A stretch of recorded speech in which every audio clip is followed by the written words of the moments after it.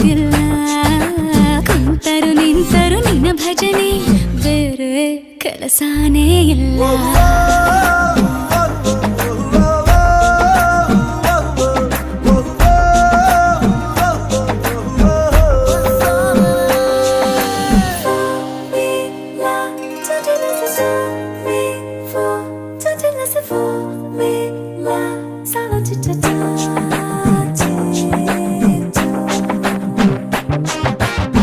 ದಿನ ರಾತ್ರಿಯು ನಿಲ್ಲದೆ